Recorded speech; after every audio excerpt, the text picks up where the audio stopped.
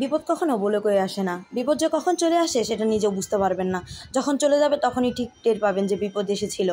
যে কখন চলে আসে সেটা আসলেই বোঝা যায় না। কি হলো না হলো সব কিছুই জানাচ্ছি আজকে।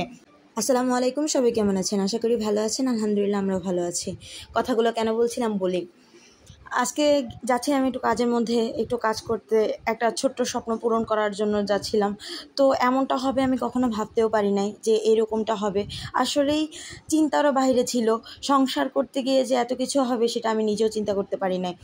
তো কী হয়েছে সেটা আমি পরে বলছি।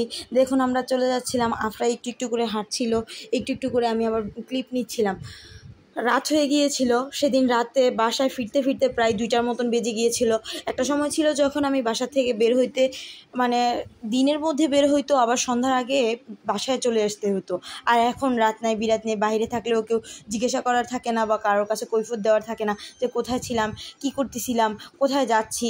আর এখন রাতের 10টা নাই 11টা নাই, আমি যখন খুশি বের হইতে পারতেছি, যখন খুশি আমি বাসায় চলে আসতে পারতেছি, কারণ হাজব্যান্ড সাথেই থাকে। এর জন্য কোনো কিছুতেই সমস্যা হয় না। আর যখন বিয়ে হয়েছিল না, তখন মনে করেন বাবা মাকে হাজারবার কৈফিয়ত দিতে হইতো। যদি মাগরিবের পরে বা আসরের পরে কোথাও বের হইতে হইতো, তখন অবশ্যই তাদেরকে তাদেরকে বলতে বলতে 100 বার পারমিশন নিতে হইতো, তারপরেও তারা পারমিশন দিত না। সেই কারণটা অবশ্য আমি জানি, সেই কারণটা সব মেয়েরাই, সব মেয়েদের জন্যই বাবা মা খুব চিন্তা করে যে এটা বাবা মা ভালোর জন্যই চিন্তা করে। কিন্তু ভালো ভালো করতে করতে নিজের জীবনে অনেক কিছুই হারিয়ে যায়, সেটা আমরা বুঝতেও পারি না, সেটা বাবা মারাও বুঝতে পারে না। তো এটা বললেও লাভ নাই। বাবা মা হচ্ছে কি বটগাছের মতন, যতক্ষণ থাকবে ততক্ষণই আপনাকে বুঝাবে, জ্ঞান দিবে, সব কিছুই করবে। কিন্তু যতক্ষণ না থাকবে তখন আপনি তাদের অনুপস্থিতি বুঝতে পারবেন যে আসলে বাবা মা কী জিনিস ছিল। বাবা মা যাই কিছু বলুক না কেন আপনার ভালোর জন্যই বলে, সন্তানের ভালোর জন্যই বলে থাকে। সন্তান যখন বাবা মার কাছ থেকে দূরে সরে যায় তখন বোঝা যায় যে আসলে বাস্তবতা কত কঠিন, বাস্তবতা আসলে কতটা কঠিন। সময়, সমাজ সব কিছু আপনাকে পরিস্থিতি বুঝিয়ে দিবে।